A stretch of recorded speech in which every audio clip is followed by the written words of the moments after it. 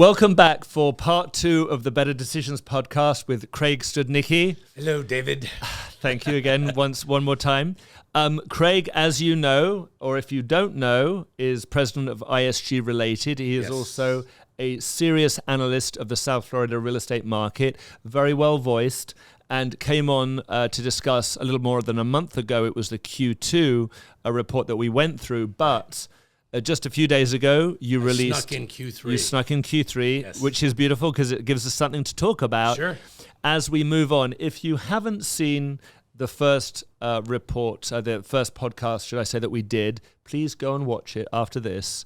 Yes, it was quite entertaining and informative. I think so. And it's been very well received out there in the market. A lot of people have listened to it, watched it, and what I want to do this time is, this has been really well received. I want to make sure that we cover, in detail what you've covered in your Q3 report, and kind of go into it at a Miami granular level, because there's a lot of good information, and you give some great optics on the wide part of the market.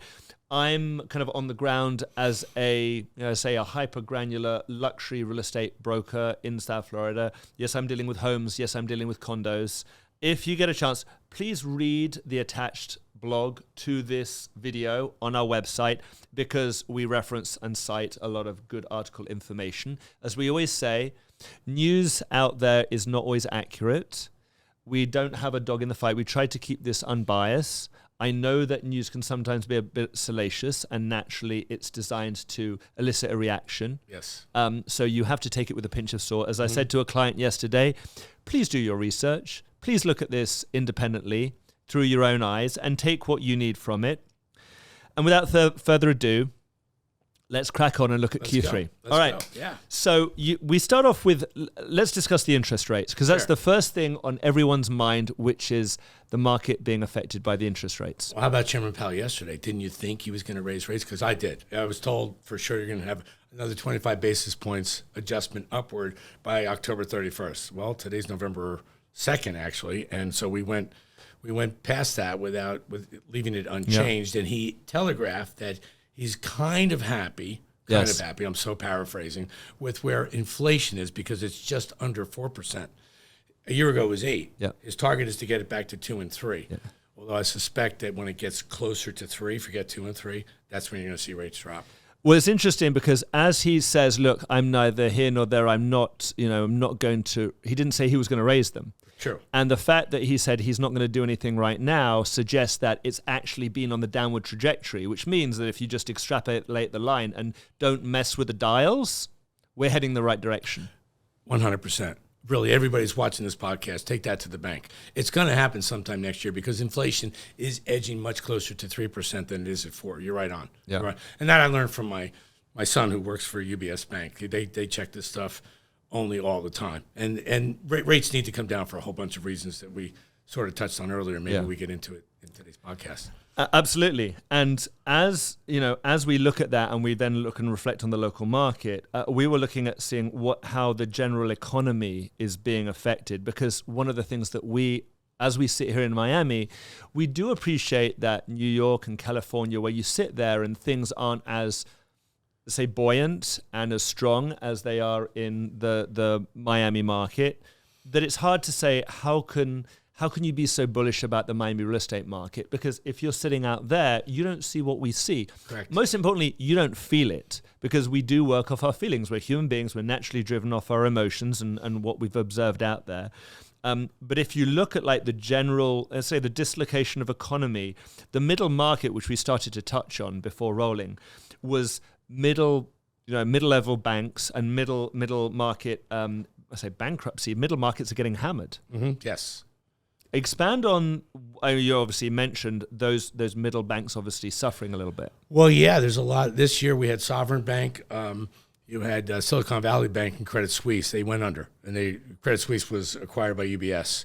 I don't know what happened with the other two banks, but there's a collective worry in the banking industry that there's some couple hundred other mid-sized banks around the country that are in trouble. They're upside down. Interest rates are killing them. So Jerome Powell, I don't want his job. He's got tackling inflation makes nothing but sense for the future of our economy. but you can't afford for these mid-sized banks to go down because it's going to not only affect the banking industry, it's going to affect the credit rating of the U.S. dollar. And the U.S. dollar is banked by the full credit worthiness of the United States. These banks go down, you could go from AAA rating by Standard & Poor's down to AA overnight. Yeah. That's very bad for our economy. Yeah. So what do you do first? The collective wisdom inside Wall Street now is that we probably peaked on interest rates for that reason alone. Yeah. So he's going to, when we start to see rates go down sometime next year, and by the way, they're talking about late spring, early summer. So we've got a long winter ahead of us in terms of high rates, particularly, especially when we think about national real estate. We are the outliers, which we'll get into in a second. Yeah. But I think it's going to take Jerome Powell, given his conservative nature, that much time to feel comfortable about start ratcheting them down. And then who knows what happens after that. Well, spring, summer, from a real estate purchase perspective, is really just around the corner. If you think like you're carrying your mortgage for 6-9 months and then rates are going to drop, that's not terrible. That's not too hard to do when you're thinking about your 30-year mortgage. Mm-hmm. What's interesting, what I noticed was we started to talk a little bit about the commercial markets, and we're going to get into the engine of the economy and how business is running, because when we get into the residential, they can and will spend, whether they're going to buy a primary home or a secondary home. But within New York, and we were touching on this, and as we look into the commercial markets, the office, mm-hmm. We get into that fact that, you were saying, and I'd love you to say directly out there so everyone hears it, what was being seen in the commercial markets, the office space in New York, and particularly New York, because that's obviously the biggest hub. Well, if you can picture the Empire State Building in your mind, yep, and now picture 30 of them, that's a lot of Empire State Buildings. That's how much empty office space there currently is in Manhattan. And when you and I met to discuss Q2 like a month or so ago, it was 26. Now you're up to 30 buildings of empty office. So they got 4 more Empire State buildings are now empty. From the time that we spoke like a month ago mm-hmm. to now. That's a scary curve. And it's a scary trend line, and the banks are all over it, and they're very nervous because the landlords are kind of giving up. The landlords are giving up because a lot of the business owners are giving up. They're giving up in this sense. Remote working became super popular because of COVID.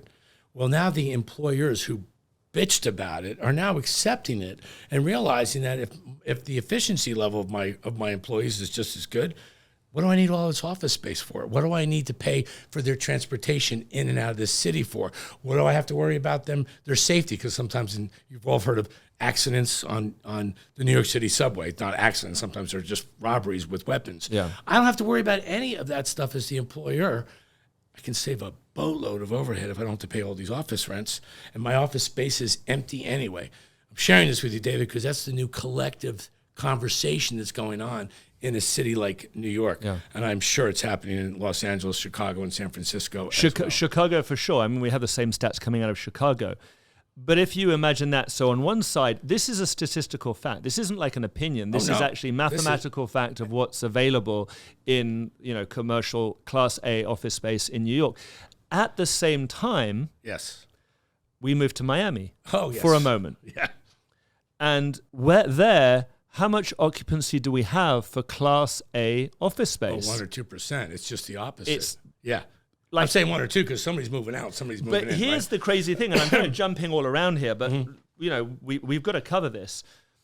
The new offices that are coming into Miami and are already here, and again, we look at the list of companies: Blackstone, AER, Starwood, Oracle, Hewlett-Packard, Goldman Sachs, Citadel, of course. I mean, the Rothschild, CI Financial, Winston & Straw, Baker McKenzie. I mean, the list just goes on and on and on mm-hmm. of companies moving their head offices here, and not just coming here, but they're building offices.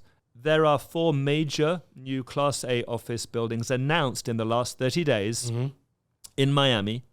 There's very little available right now, but they've announced 1.5 million square feet of new office space on 68 floors just for one Brickell city center. Now, I know people are watching this, they're in the residential market, they're thinking about buying a house or buying a condo, but it's kind of like if you build it, they will come. Understand the engine. They're building it because they have come. Mm-hmm. They need somewhere to work out of. And those people are high earners. I mean, you talked about, when you get to the very high end of the market, the people who are making this kind of money to live here, to be in these offices, these aren't entry-level workers. These are top-level employees. I think I may have mentioned the Citadel folks. The top 50 executives of Citadel last year each earned in excess of $30 million. We're talking each. We're talking about some serious money with some serious investors, owners of real estate that are coming here. But you said something that was absolutely true, and a lot of people haven't figured out what you just said. They came here in part because of Mayor Francis Suarez. He did a hell of a job selling Miami during COVID. They came here because of Tax Reform 17, because Florida was a big winner from President Trump's tax reform in 2017. And they came here and they found residential real estate and they found the climate extraordinary. Then they said to each other, hey, we need some office space. And now that's where the gold rush started with the office towers. One of the problems that I have a commercial division in RelatedISG. The president is an extraordinary young man named Thomas Ulichin, and one of his constraints is when he's pitching these companies that are coming here, they're not so crazy about the pre-construction office towers because they need stuff now. Interesting stat I heard. I wish I knew the number for Manhattan, but I know it for Chicago. There are 34 office towers in Chicago that have 1 million square feet plus each. Miami has 1. Wow. Yeah, that's a wow, isn't it? Because when you consider all the people that are coming here, the transfer of wealth that's coming here, the businesses that are coming here, I'm guessing Miami is on its way to building 34 office towers, or we're certainly going to need them. Again, the outlier. We're the complete exception to everything else that's going on. Well, this is the thing. Look, if you've got 30 Empire State Buildings that are empty, and those companies are moved out, where are all the people? Where are they going? Yes. Where are they? Yeah, well, that was the first problem, is finding them housing. And, the good news is there are a lot of multifamily in rental buildings that are coming online. So for the middle-level employee, they do find housing. It's the upper end that we're having some problems satisfying because we're running out of inventory. And those folks, as we discussed before, the upper-end employee, they want a house on the water. They can't find a house. On the water seems to still be ruling the day. I want to be on the water. I want to be on the water. I want to be on the water. Yeah, limited inventory. Coastal, the bay, or certainly the ocean. And when they can't find that, then they're asking us to take them to, when they can't find the house, they're asking us to take us to the water.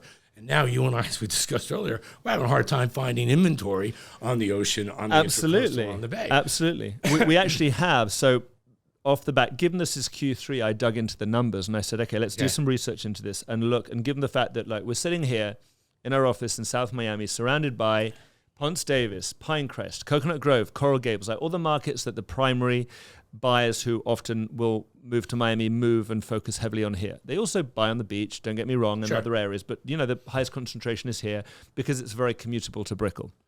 And actually to offices in Coral Gables, which is also undergoing a big boom as well. Mm-hmm. But we looked at the family market and that mid-range, the ones who are affected by the interest rates, coming kind of back to that comment where people are saying, okay, so, markets are slowing all across the US. I've interviewed the top agents since our last podcast. I've interviewed, and that's coming out soon, I interviewed the top agents, the top number one agent in each city in America. They're at Douglas Elliman. I asked them the very question, how are you finding sales? How are things going? And all of them said the same thing, which is sales have slowed. Mm-hmm. Dollar per square foot hasn't dropped. Why? Because there's a lack of inventory. All over the country. And there's a lack of inventory because a lot of the people who live in homes have baked in low interest rates and they don't really want to jump up to 8% because it means a much higher cost of living. It's a big, big jump. Mm-hmm. So when I looked at, for example, statistically, I looked at the 2 to 8 million range, and just in Coral Gables, last year sales for the period was 376, and it dropped to 301, which is 25% down from last year. That's my numbers, yeah. Which is a lot. And then if we marginalize the most affected working wealthy group, the 2 to 8, because in Miami we always talk about the middle range, and middle range is not what middle range used to be. I always say that. A couple of years ago, I'd say middle range $2 to $3 million. It's not. It's now 5. It's jumped by, it feels like a good 50% or more, which is in line with how much the values have gone up. But there, it dropped from 144 sales to 104 sales, which is statistically 38% drop. And then in the whole of Miami, again, it dropped by 27%. So that kind of drop is just a reflection of the lack of inventory. But, of course, that then obviously bleeds into the condo market as well. Sure it does. And so obviously now we understand, why this is happening. People are still coming in. But the market, the dollar per square foot have not dropped. Correct. And if anything, our comment about all these very, very wealthy individuals, these high-level professionals living in these incredible Class A buildings and want to be in these buildings, that when we look at the top-level sales, and we'll get into that, those are still as strong as ever. So I'm seeing some of the homes in the Grove, for example. We're seeing sales, new homes are between $1,300 a square foot, and we have some staggeringly high numbers. So part of the sales, and I'm noticing in Q3, was products sitting on the market because there are some sellers who say there's no inventory, so I'm not really a seller, so let's just ask a really crazy number and hope I get it. Mm-hmm. So like in the Grove, there are 10 active listings between $1,300 a square foot and $2,000 a square foot, and only one sold over $1,300 a square foot in the last 6 months. Okay. So we've got a good amount of inventory that's really asking some high numbers. And again, in Ponce Davis, Coral Gables, there are 15 homes listed over $1,300 a square foot, only one sold and two pending in the last 6 months that actually got over $1,300 a square foot. So that is, again, it's just a sign of the times. I think that's all, in my opinion, that's just interest rate sensitivity stuff, because people with money have money for a reason. They're very good with it. Yeah. And when they see interest rates this high and they're reading headlines around the country, maybe like the doctor you were talking to me yes. about, yeah. phoned you from Manhattan. She's reading headlines. And and by the way, the headlines that she's reading, most of the media reporters, I'm sure you speak to the media a lot, God knows I do, they're always dealing with lagging indicators. They don't know what happened today or what's going to happen tomorrow. Yeah. It's always stuff like that's 30, 60 days ago. Fantastic point, because you're right. When they are reporting, they didn't write that article yesterday. No.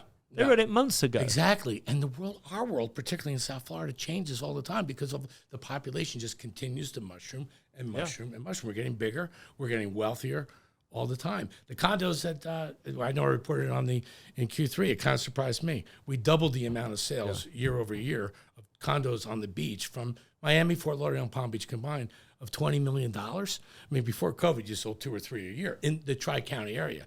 We're on our way to selling close to 30 to 34 this year, which is double last year in this high interest rate environment. That's a lot. What's interesting is statistically, when we're doing this, and you said, look, right now, we were joking about how we keep getting information right. We're like, how we're always accurate. Every time we do these reports, we're on the money.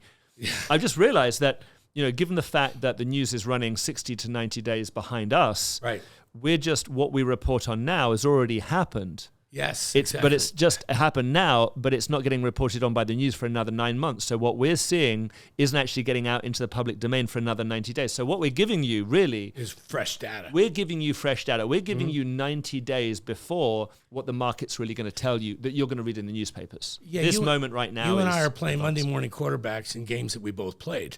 Yeah. Right, so we're both commenting on the game that we both wrestled with yesterday. Yeah. We're in it real time and every single day. Yeah. You're on the front lines. I'm on the front lines. You're absolutely right. This podcast gives your viewers real fresh information as of basically yesterday. We're doing it right now, and even before we came on, we would I was running numbers and looking at stuff and seeing how it's changing.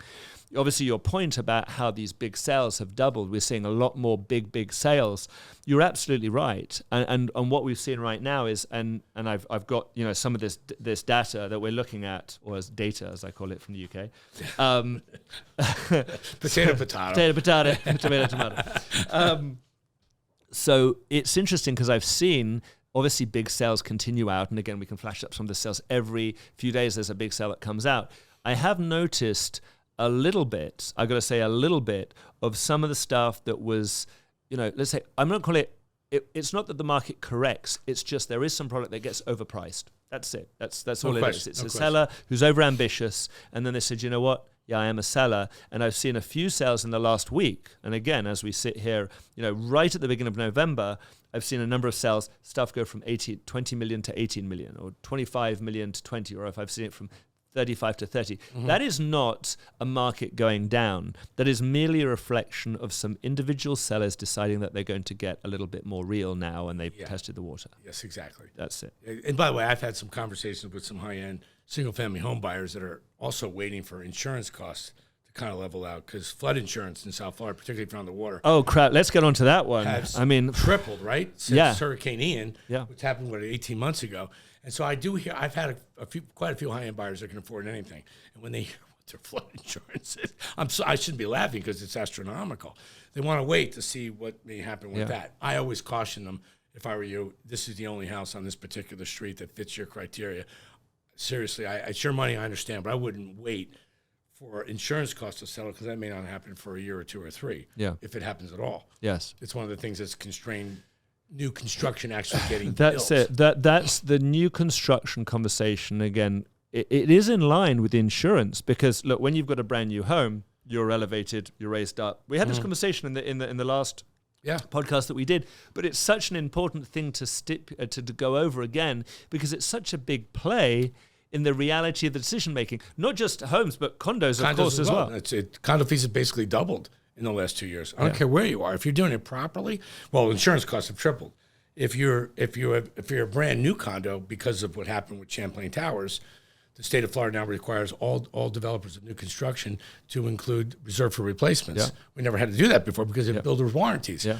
You add reserve for replacements for all the mechanical systems, the roof, what have you, and then add to that the tripling of insurance costs, the net result is condo fees have basically doubled. Yeah. And that's something that is giving some people some sticker shock. There are some condos in pre-construction that you're talking about condo fees of like the Mandarin Oriental. The proposed condo fees are $10,000 a month for your typical unit. That's a lot of money in a condo fee. Really? Yeah. Well, they have 90,000 square feet of amenities. It's spectacular, but the units are 3,500 square feet at $3 per foot per month. That's $10,000. Yeah, let's see how that comes out because they're launching in December. Yeah. What's interesting is that as we bounce through this, I'm thinking about the new condos that are being launched and announced. Now, in the last conversation, we said, okay, so there is, I think, 5,400 new units, but now that's gone up. Now we're at like 6,000. You're just under 7,000 now. Just under 7,000. of what I call traditional condos. Yeah. We also touched on those short-term rentals, condo hotels, and which we don't like. Which we don't like because they never, ever appreciate. I know I said that. I was so happy the way you responded to me. In fact, I think I showed it to Carolina Gertz, who's here with us today, along with some other people really. You see there's somebody else out there that knows what I know about these things. You know, they've increased to 8,000. We have so many of these short-term rentals that make zero sense to the buyer whatsoever.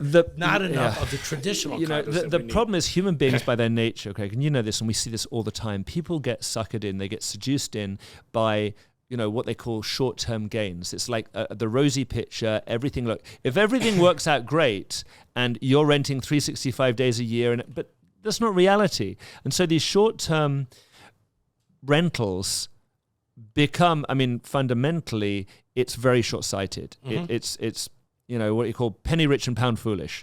And neither of us like them. And people keep seeing to be seduced because the numbers seem to be low. They keep introducing these projects at low affordable, quote unquote, affordable numbers to buy these units, thinking, hey, I'm going to draw some income from this.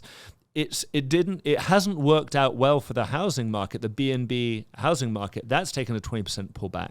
Yes, it has. Well, they became kind of a victim of their own success in a way. Airbnb has so much inventory now that the only way they could, generate any rental income for the people that have signed up for Airbnb, that is the property owners, they had lower rates. So now the income went down. In Orlando, Florida, which is probably the Airbnb capital of the world, the rental rates this year went down by about 25%. That's a big haircut because you were sold the expectation of making this, and instead it's become that. I just don't. If someone wants, I understand. You're right. The flight capital from South America, I understand. If you're from Colombia, Peru, Argentina, now Ecuador, you got to get your money out because the threat of devaluation is real. Brazil's starting to buzz around, making the same kind of noise. Yeah. And you contact a realtor, and the realtor says, "Hey, I've got something. What's your budget? $500,000." The only thing that they can sell them is one of these short-term rentals. But my opinion, what the realtor fails to tell the buyer is, be prepared. This is something that hopefully you're going to use when you're in Miami, and if you get some income to maybe pay your condo fee, be happy.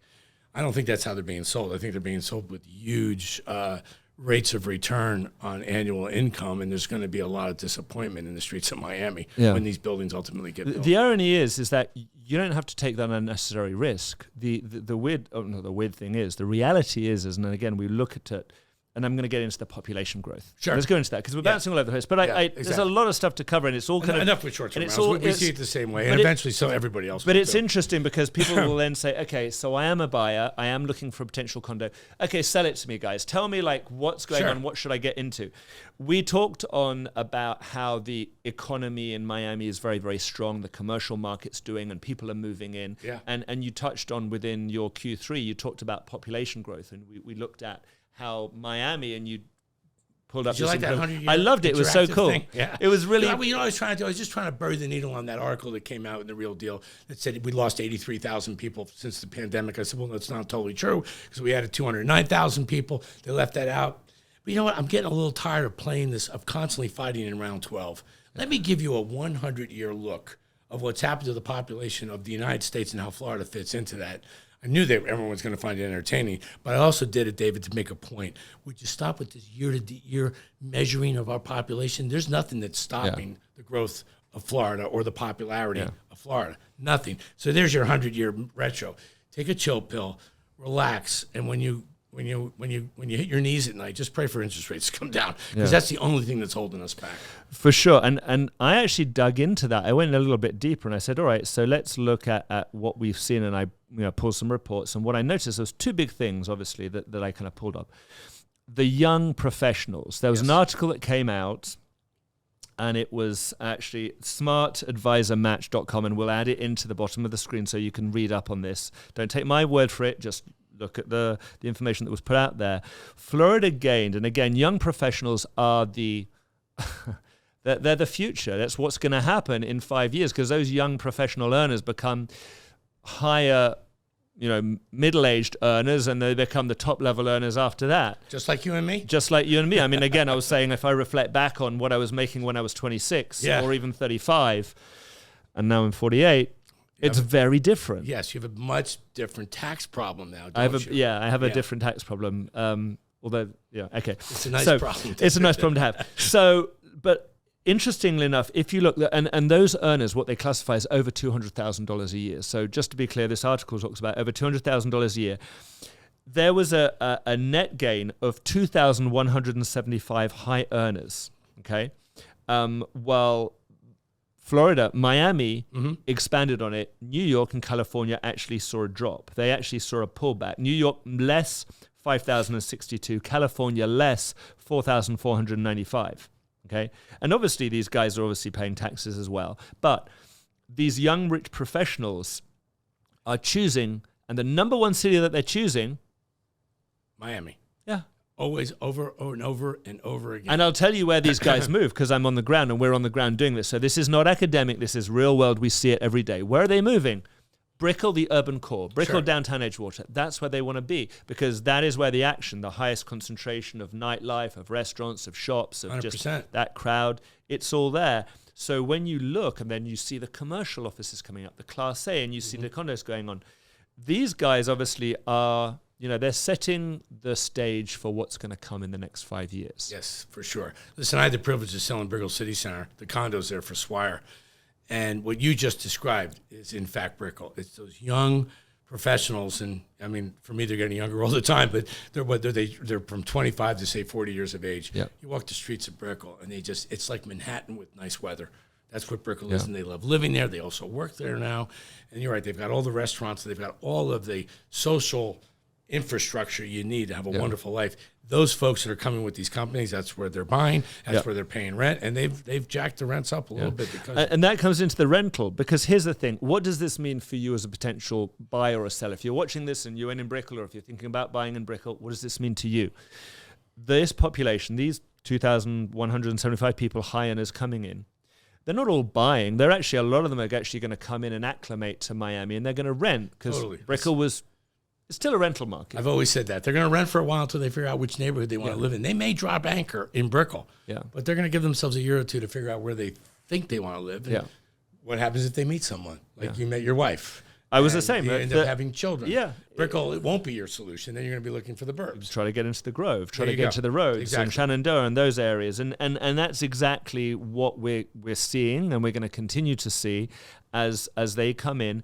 And so let's look at the rental rates right now. Q3. How are the rental rates doing? Well, as you know, I'm partners with Related and RelatedISG, and I'm very close friends with a guy named Matt Allen. Matt is executive vice president of the company, very close friend, and we were talking about rents. Related owns and manages 22,000 rental units in the state of Florida, and he said, trust me when I tell you, they've plateaued. There's another 25,000 brand new rental units that are coming online in Florida in the next 12 months. So Related is forecasting just a flat line of rents. Where they were in, say, Q2, Q3 is where they will be, the way he sees it for the next year, which is probably a good thing because they got a little high. Rents have almost doubled since COVID. Yeah, I remember doing an article for a major news outlet, and there was a point there cited an example in a building called Echo, which is in Brickell. Yes. And I think it was like 3 years ago, the rents were $4,400, and then they went to $7,000, and the same unit after that became $9,000. It doubled. Yeah. And that is obviously very difficult because people didn't double their salaries. I mean, I know inflation and problem. things. Yes, exactly. You're getting into like an inverse formula here. But now they're starting to come down a little bit. You're seeing some incentives like 1 month's free with some of the multifamily developers. They're not lowering the rents that much as they're adding incentives. Yeah. But for me, it's kind of nice to see those kind of incentives coming back to the rental market because, yes, we've got all these millennials moving here with these big companies and they're making nice salaries. But ouch my arm, these rents are getting a little bit too heavy. At some point in time, David, I'm kind of quoting Mayor Francis Suarez. He always says to me when I'm with him, we're always talking real estate because he loves real estate. Yeah, and by the way, Francis, if you get to watch this, please come on the show. Yes, no, I'm gonna put a bug in his ear and ask him to come and meet you because I think, by the way, that will be the most lively conversation. I would love to have him on. had. Honestly, I've said this. I would love to have him on. He always, he's a great conversationalist, but he always says to me that he's concerned that we're going to become a victim of our own success, which means if we don't start building more housing that people can live in, whether it's multifamily or condos or houses, people are going to be coming here and they're just going to keep bidding up the price of the real estate. Yeah. And eventually we become too expensive. Well, this is why, when we get into that population growth that you mentioned and you look at that 100-year cycle, now we call it population replacement. This is a term actually I stole from Anna Bozovic. Anna, thank you for that comment. And, Anna's good. She's That's great. Good. Yeah. She's a regular on the show and we talk a lot. And it's interesting because when we look at the actual population growth, it's population growth of a different demographic and a different income level. And that is going to continue. And not just that, young professionals, we also then look at the high level, the next generation on. The migration of wealth out of New York, the income levels. There was again a statistic. It came out through an article, which again we'll cite here at the bottom of the screen, where there was an average of $1.2 million income per year of 3,644 migrants from Manhattan who re-registered down here in South Florida. Okay. That's a lot of people. And you might not think it sounds like a lot of people in the grand scheme of things of a city population of 6 million, but what you are talking about is those people coming in and they're looking for the high-level real estate. How many deals happen over $4 or $5 million every year? I can tell you that 3,644 moves the needle. 3,644 new transactions at that kind of level absolutely moves the needle. Totally does. And by the way, they're feeling it in New York too. There was a resale that was publicized a couple weeks ago at a building called 432 Park. Beautiful building. It's only 5 years old. It was listed for $132 million and they sold it for $65. These 50% discounts on the super high-end stuff in New York is becoming more commonplace. Yeah. Because I read the Real Deal in New York every day, just like I read the Real Deal in Miami every day, because you have to kind of read this thing just to keep your finger on the pulse beat. But that's the 3,000 plus people who left New York. They're feeling that too. It's not the other way around. 3,000 people were moving into Manhattan. That 132 million would have gotten a lot closer to list than 50% off. And those deals that are happening, and I'm going to cite, thank you for that, because that segues perfectly into some of the deals that we've seen in the last quarter and that we've actually seen also through this year, of the values that we're seeing and the costs of real estate for some of these top-end sales. I mean, we have Sunset Islands. There's Eric Schmidt, who is he's a latest billionaire to start amassing real estate collections in Miami. He just bought half a dozen properties on Sunset Islands for $140 million. Ken Griffin, obviously we know his story. He's been buying up real estate like it's candy. Jeff Bezos. And again, I know these guys might seem like outliers, but there's a lot of other big sales that have been happening throughout the single family market that are, a $20 million sale doesn't seem surprising anymore. I understand that sales slow down, but you don't have that much of that much product out there in South Florida. So if you're a high-end buyer, now it's a case of I'm buying this looking long-term. And real estate as a buy-up right now kind of reflects on what you were saying in your, again, coming back to your Q3 report, right. You cited Warren Buffett and the bullishness of buying up real estate. Can I tell you how I found that? I was sitting in my home on a rainy Saturday because it wasn't very friendly for golf that day. So I'm preparing my Q3, and I see this video advertised on YouTube about Warren Buffett forecasting a 2024 gloom and doom for all real estate. And I went, oh my God, Warren Buffett thinks it's going the other way. So I double clicked. I'm starting to learn a lot of those ads in YouTube. They give those negative Yeah, it's headlines. the opposite of what they're actually going to say. Exactly. I learned the market's exploding. Actually, no, it's not. Yeah, no. So I open it up. Next thing you know, he's taking these major buying positions in all these publicly traded single-family home developers. And then I kept listening, and like you, I started doing it. It was a rainy Saturday. So once you're in that rabbit hole, David, you and I have similar DNA. Once you're in it, you can't stop looking for more data. And what I basically found was, oh my God, he's much more bullish about this than I am, and I think I'm kind of optimistic. He absolutely believes that about this pent-up demand for housing is being the biggest ever is being currently created. Well, he sees rates going down, and he sees the profitability of these home builder stocks being there for at least 10 years. Well, you said your quote is from this piece. He had a $800 million buy-up of real estate shares. Yes, exactly. And it's interesting. And that was during Q2. Yeah. I mean, who knows what? And they said he took major buying positions late last year. He added to it with another $800 million. Yeah. And he's got more money than God, I understand. But that's almost $1 billion in home builder stocks. He can invest in anything. And that's where he goes. So after you did that piece, I took the blue pill too and went further down the rabbit hole. And I was finding that there was stuff on like the hard assets outperforming S&P 500. And a lot of the key advisors who are out there at Goldman and JP Morgan, all these other groups and these independent, advisors who are deep in the markets are saying it's a move to hard asset. Mm-hmm. Commodities and all these other things, all these, middle tier management businesses, their share prices are suffering, their debt ratios are out of control.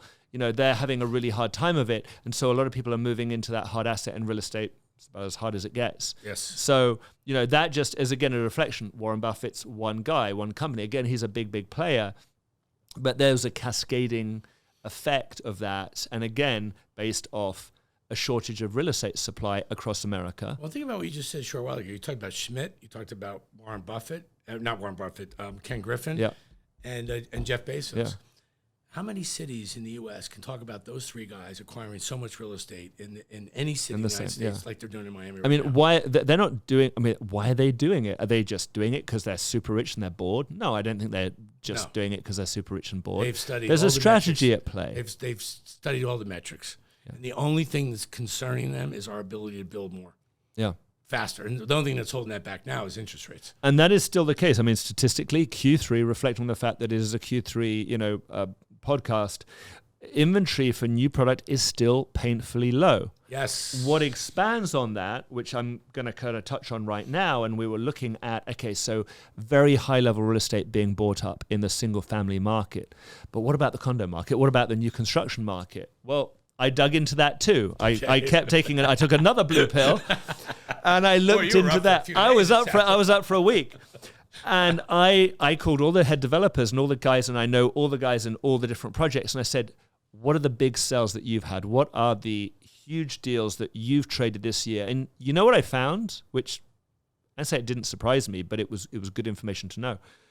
Every single neighborhood that has a high-level pre-construction project has a record-breaking sale, an absolute record-breaking, never seen it before, dollar per square foot or price point sale. And I'll rattle through them. So, no, actually, this is good stuff. I mean, you've got better data than I have in this regard. It's just, it's fun when you start doing this because again, it just, like I said, you pull the cord and next thing you know, you've got a jumper. Yep. Paragon's penthouse traded for $7,800 a square foot. Paragon, beautiful building, new construction on Miami Beach, 5333 Collins. That's a record price. Yes. That's not even just a record. I mean, that absolutely blows everything out the water. Yeah. St. Four Seasons Surfside seemed like it seems like a deal. 6,000 a foot. And even then, that was last year. We thought that was a really, really high number. And relatively it was. But then you've got St. Regis Sunny Isles. They sold their penthouse for $55 million. $55 million for Sunny Isles. Cipriani Brickell, they had a record sale at $3,500 a square foot for Brickell. Vita, we're hearing that there's a negotiation right now for a penthouse at $36 million. The Shore Club had a record sale. I don't know if this is substantiated or not, but again, I was hearing $100 million being thrown around.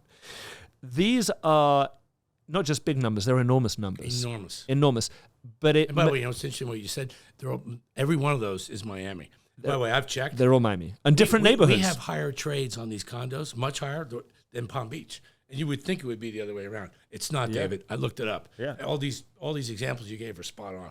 Because the biggest concentration of new companies and greatest concentration of wealth is right here. See, that's the future. You're focused on it the way I am. I see the yellow brick road following these companies that are moving here because they all love Miami. They have all got money. And relative to New York values, to L.A. values, to San Francisco values, we're still a friggin' bargain. Yeah. How about that? You know, I've always had frustrations of and I've said it before, and I'm just to say it again, I always had frustrations with reports that were purely academic. They were written by people who are not in Miami, living outside of Miami, not even selling real estate. And it used to drive me to distraction because you can't really know the market unless you are actually dealing with the people who are buying in the market. Yes. It's like I've said, that age-old saying with poker, don't play the game, play the player. If you don't know who's buying, if you don't know the human behavior, that's what moves the needle. That will give you your 6-month look ahead. It'll help you foresee what's coming down the line, because if you can see a crowd of millionaires, billionaires coming through the door and you can see what they're building to move to, both residentially and commercially, you've got a very clear sign of what's happening. And the new construction condo market, and this is, again, my own hypothesis here of how this all plays out. The new condo construction market is based off a certain amount of percentages down on deposit, yeah? Yes. 10% reservation, 10% at contract, groundbreaking, top off. Because of 2008, the banks changed their underwriting guidelines, and now they require most developers to require most buyers to put 40 to 50% down of the purchase price before closing. But it's always in stages. Yeah. Yes. And there's no assignment, so there's none of this trick play that can go on. Gone. That's out. Yeah. But that purchase is obviously done with cash. Yes. So the influence or the effective influence of the interest rate, and again, just following the bouncing ball, the effect of the interest rate is less of a play when they're making those purchases, because 2 to 3 years from now, the forecast is interest rates are going to be very, very different. Yes, and we're going to need them to be, because a lot of these buyers of this pre-construction stuff are Americans. In the old days, pre-COVID, they were mostly Latins, and and investors too, and they don't like debt, so mortgages didn't matter so much. Yeah. Mortgages are going to matter for you and I in 2 or 3 years when these buildings get finished, and these buyers are getting ready to close. They're going to want to take a mortgage out. Yeah. So the timing may be beautiful for Miami because interest rates may be quite reasonable in 2 or 3 years, and it's going to make it a lot more affordable for these people to buy. Because I do know some buyers that bought in 2021, 2022 pre-construction. Yeah. They're phoning me now, very nervous about interest rates, as if the buildings were getting ready to be finished. First of all, relax. It takes a lot longer than you think to build these 60, 70, 80-story buildings. Aston Martin is an example. They just finished their 6th year of construction. They're now in year 7. And I think they're due, I believe they're saying it's like spring 24 now. Yes. It was like November, December, but it's going to be spring. So it'll be a full 6.5 years to build 70 stories. Yeah. So we'll do like 9th grade algebra. If it takes that long to build 70 stories. If it took Tibor Hollow, it's 5 years to build 80-story panorama tower in Brickell. And he built it in 2012 through 2017. There were no supply chain issues. Interest rates are reasonable. Everything was normal.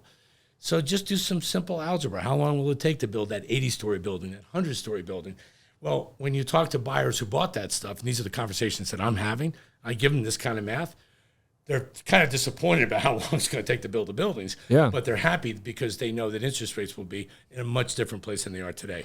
Sorry, it's not a perfect phone call, but these are the realities of what. Well, there's only a few only a few condos that are coming out. I've actually got a client at the end of today to go and see who's like, look, I'd love to wait 4 or 5 years, but I can't. I need something within the next year to 18 months. That's the typical American that's coming. There's very few. I've got literally like there's like Five Park and there's Aston Martin and Yes. there's the Mr. C in Coconut Grove. Right. I don't have a lot else. I mean, No, I can't think no, of any. Am I missing any? You're not missing anything, David, because it takes too long to build these buildings. Yeah. And as we talked about last time, there've been too many fake groundbreakings, which kind of bothers me because I'm getting those phone calls now from those buyers. Wait a minute, they had the groundbreaking 6 months ago, and my wife and I were down there over the weekend, and nothing's happened.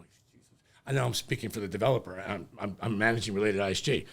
So I have to explain, well, that's kind of a marketing gimmick, but because they didn't really have a construction loan, but they're getting closer and closer, even though they're really not getting closer and closer yet. They will next year in 2024. But when you're not wrong about counting the amount of buildings that people can, brand new buildings that you could move into in 2024, it's a handful. That goes back to Suarez's concern that we may become a victim of our own success. The victim of our own success is one of those things that, again, when you consult and you're looking, and we both deal with pre-construction buying clients, and again, we can reflect. The great thing is because we do so much of it, we can reflect on the backstory of all those people that we've dealt with in the past to look forward to see how we can help those in the future. Obviously, I'm seeing a lot of those guys come in and say, I want to buy new, but I want to live in it. It's going to be for me. Mm-hmm. Are you seeing the types of buyers that you've got coming in? What are they buying for? Are they investors? Are they end users? What's your experience? If they're South Americans, they're mostly investors getting their money out of countries like Colombia, Peru, Argentina, and now Ecuador. Pure flight capital. There's a lot of buzzing in Brazil, but the real is still very weak against the U.S. dollar. Yeah, it's still 5-7 to 1, exactly. I think. It's still kind of expensive. I'm hearing more Brazilians are buying in Orlando than Miami because of the price difference. Yeah. But long story short, Latins, it's for South America. I'll get to Mexico in a second. For South America, it's mostly flight capital. Investing in something, pre-construction's perfect because it'll take 4, 5, 6 years for these buildings to get finished. I'm not in a hurry. I just got to I'll get the down payment money out, and I have all the time in the world to do that. The Americans are different. The Americans are looking for something that's under construction. So I tell them it's 2 or 3 years away. Or 1 year, 2 year, 3 years away. They buy that. Or they go nuts over standing inventory. Since there's not much standing inventory, particularly on the water, that's why you and I are seeing these prices continue to go up. Because these folks are coming with a lot of money, David, especially if they sold their principal home. Because if they sold their principal home, they don't have a capital gain issue if they reinvest the gain in their new Florida home, which is their principal home. So that and the cash that they're coming with. I was with my son over the weekend. He lives in Long Island. He's selling his 3-bedroom house to buy a 4-bedroom house because he and his wife want to have another child. And I'm looking around his neighborhood, and I said, I haven't seen one he lives in a town called Manhasset in Long Island. I haven't seen one for sale sign. I said, oh, Dad, this will sell in less than 2 weeks. There's just no inventory up here. So it's funny, what we're dealing with in South Florida is much more intense than what they're dealing with up there. But this national housing shortage is real. Yeah, is real, and Warren Buffett is the one who brought me to that. Yeah, so in terms of percentages for, let's say, your South American buyers to your North American buyers. Yeah. And your price, what kind of ratio would you give it? I'm seeing more like 70-30 U.S. 70-30 U.S. And the South Americans, are you seeing any fractioning within the South conversations of South American economies, getting a little frothy that they're like, oh, I think it's time we need to start looking, or not quite yet? Because that's always been the original story. I meant to touch on Mexico. Mexico's making more money than they've ever made ever. We now have more imports coming into the United States from Mexico than we do China for the first time ever was this year. So Mexico is in kind of an outlier, David. Yeah. They're making so much money. Mexicans only like buying big spaces. They want big condos. Yeah. They want big houses. And I'm not saying price is not an issue, but it's really not an issue. That is a wealthy country now. Yeah. So when it comes to Mexico, I'm seeing robust buying, big time interest, particularly in hard assets like real estate. When it comes to the other countries, it's strictly flight capital because they're scared to death of their communist presidents. Yeah, you got Petro in Colombia. Well, now they have a runoff election going on in Argentina, but there's a lot of uncertainty in Argentina. You have a communist leftist that's getting reelected in Ecuador. You have Lula, who got reelected in Brazil. None of these guys are left of left. So you've got panicky money, flight capital coming here. It's not so much that they're thinking about you. I'm not seeing a whole lot of users. I want to buy my second home on the Intracoastal. I'm not getting that as much. I'm getting a lot of the frothiness is coming from the fright that their Colombian pesos are going to be like the Venezuelan bolivars if they don't move it. Yeah, but that's their mindset. Yeah, So, and that's why a lot of them go to these short-term rentals because the price is low. But those of you do a little bit more research, you can find even resales. I see some of that money buying resale, say in Brickell Avenue, say Reach or Rise resale. And you buy it for $750 a foot. You rent it for $4. There's still some solid movement. I mean, we were looking at numbers on Brickell transactions over the last 30 days, and there's it's still popping. It's humming. Absolutely, it is. You're spot on. And who's either renting or buying that stuff? A lot of these millennials that you're talking about. Yeah, they're young professionals coming in like that crowd out of that 3,000 plus people. Yeah, and that they come crowd. every day. Every day. So this is the final piece to this. Sure. I want to go into piece de resistance. The piece de resistance. Okay, here we go. So when interest rates drop, yes, the systematic effect, because I think it's good to deconstruct how that can play out, so you understand that. Look, we foresee that rates went up. Again, look, just follow any economic cycle. I mean, like we said, it's not rocket science. No. We're not reinventing the wheel here. Economic cycles goes up, levels off. What happens after any economic cycle levels up? Generally goes down. Right. So interest rates start to come down. Yes. Interest rates start to come down Q2, Q3 of next year. Okay. Looking at the effects both nationally and locally to affect our local economy, what do you think is going to happen?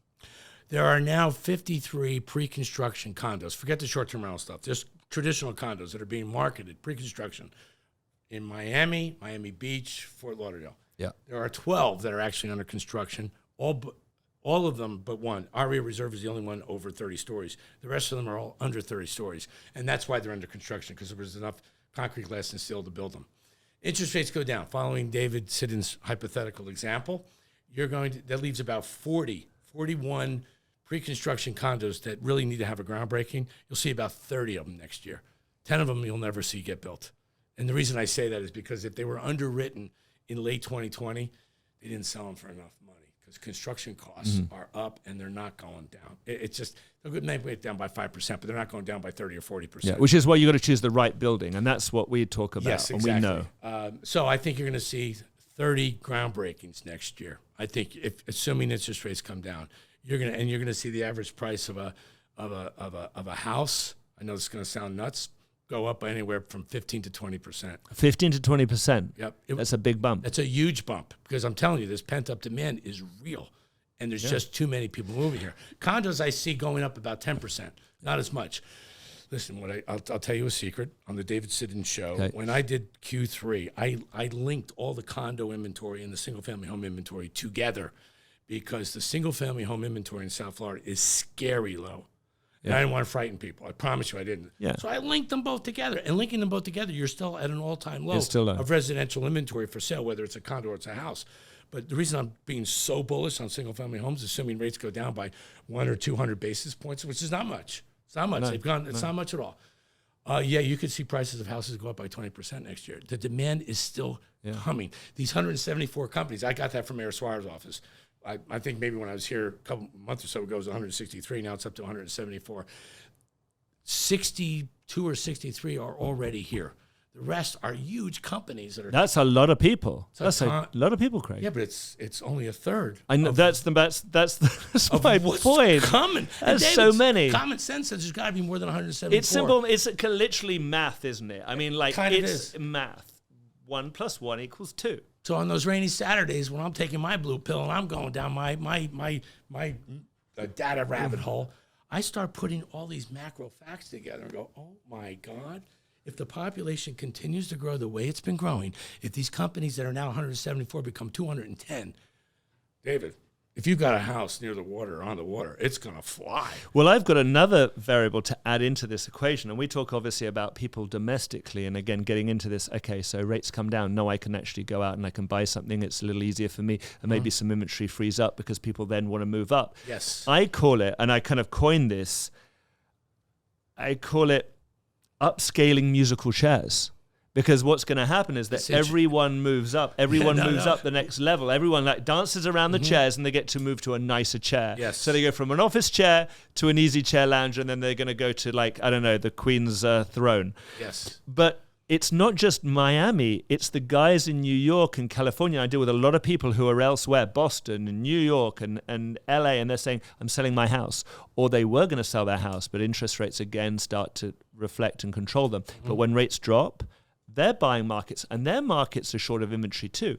They'll sell, and when they sell, that's their window to now move out because they've wanted to. But I've got a lot of people, and again, this is human behavior reflection. This isn't not just statistics. It's the reflection that I have with calls dozens of times every single day, every week, every month, where they're saying, as soon as I can sell my property, as soon as rates come down, then I can afford to buy in Miami. I can afford to get out. So you're going to see more people moving, more of that jumping ship. And as the policies in New York and California are still not getting any better, and vacancy rates are still going up, and businesses are not being treated in a very friendly manner, and our lifestyle here is still second to none, then we're going to get more traffic flow again. And this is all pointing down the yellow brick road to the Emerald City. And it does depend on rates coming down because we desperately need to build. Yeah. We need to build. We need to build a lot more condos. We touched on this last time. Miami is stuck between the Everglades and the Atlantic Ocean. Yeah. So the only way we can accommodate the kind of growth that we're experiencing is we got to go vertical. We're very landlocked. I mean, even when you get into the neighborhoods, again, once you get into the luxury sector, which we're dealing with, and I'm particularly dealing with all the time, it's everything is that one side of 95, of US 1. It's all the coastal stuff. Right. Coconut Grove, I mean, it's just up the street. Yeah. US 1 on one side, water on the other. You drive through it in 10 minutes, teeny tiny. There's not a lot of room. A lot of appreciation in that little town the last 5 years in Coconut. A ton. A lot. So from 5 years appreciation, how's it going to be in 5 years from now? Again, rates may be a little bit higher, but if they're stabling off right now, marry the house, date the mortgage.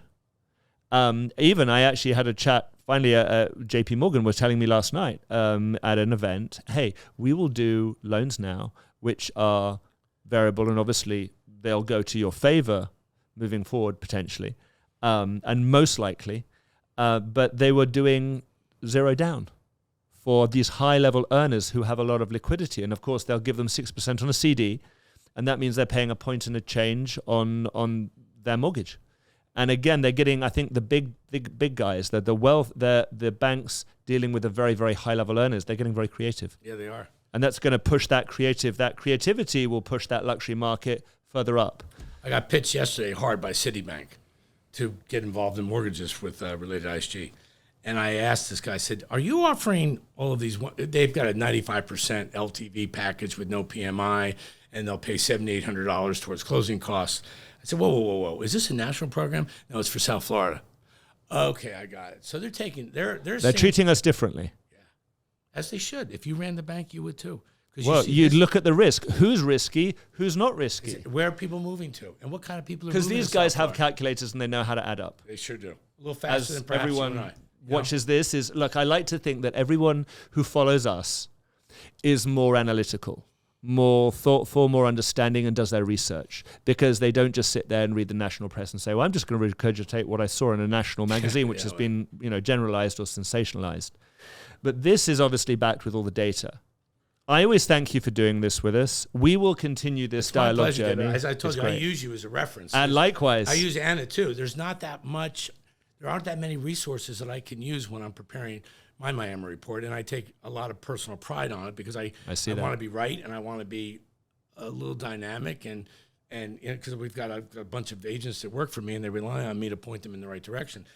I get sometimes stymied by, oh God, what do I want to say about that? What do I want to say about that? And I watch your podcasts. You are definitely one of my references. So yeah, I would love to come back anytime you like. I will twist the arm of Mayor Francis Suarez. Please. Because I suspect that when you're here, I mean, you're going to have to cater it because you guys are going to be talking forever. Well, he lives down the street. He literally lives down the street. He's actually one of the neighbors to Millie, one of our marketing directors. I mean, lives across the street. So he's one of the most genuine people I've ever met. He just happens to be the mayor of Miami, and as I said before we started, his term ends as mayor in 2 years. Who takes his place? Yeah, I don't want to be that guy because that's a tough act to follow. It's a very tough act to follow. Yeah. He's maybe been the best mayor the city of Miami's ever had, and that would include his father, who I have a lot of respect for. But nobody put Miami on the map. Miami is getting it right on a national scale, and you look at the other cities and the other states. Miami is getting it right. And it's just a testament, and you can see that going on. As much as people like to throw stones at glass houses, it's true that we're getting it right, and we're getting it not just right, but we're still getting it right 3 years on, we're still getting it right. We're still doing, and they're still getting it wrong. And even through this funky time, because this has been a funky time. COVID. I was watching a podcast by Barry Sternlick. Not a podcast, some kind of, maybe it was a podcast, I don't know. And he was talking about the slowdown in real estate around the country. And he said something that was pretty interesting. This time it's not the developers' faults, because usually in the past we've overbuilt. This time it's a virus. And I thought, wow, you know what? I don't know why I didn't think of that myself. He's right. This whole slowdown is because interest rates went up. Interest rates went up because Jerome Powell decided to print $7 trillion and reduce the overnight Fed rate to 0% to keep us from slipping into a COVID recession. He's telegraphed back in 2020, this is going to cause inflation, which we'll deal with down the road, but I can only deal with one thing at a time. But Barry Sternlick, he summarized it beautifully. This whole conundrum we're in was caused by a virus. And Miami, I think, has navigated through it as well as any city in the world. Yeah. And at a granular level, once you're in Miami and you're trying to understand the different neighborhoods, and again, ISG related, you get the agents are reporting back to you every day. People are coming back to you and say, okay, because you're the boss, like, I'm going to tell you what's going on here, all over. And the same thing, I have 10 territory managers that are coming back to me and telling me, David, I'm on the ground in Brickell, on Miami Beach. I'm, the Grove, the Gables, Sunny Isles. I guarantee those are the most fascinating conversations you have. You know what? They're real. Yes. They're real conversations exactly with real people, real experiences. Exactly. And they're on the front lines, and they're coming back to you with dirt on their face, like, you won't believe what I just went through. And multiply that times 20 or 30 conversations a week. There's nobody more informed about real estate than David Siddons. When you take the time to spend time with these agents, everything that's going on. Yeah. Next week you won't know anything because the ball will change. Yeah, as it always does, which is why we have to do more podcasts. Exactly. But as always, Craig, thank you. David. It is an absolute pleasure. No, for me too, man. And as always, if you want to stay informed, if you want to know more, learn more, there's a small group of us that are educating the market. Yep. Craig is a big member of that group, and David's becoming bigger than me, so pay attention to David Siddons, please. So thank you for watching, and please stay tuned for another episode of the Better Decisions podcast coming soon.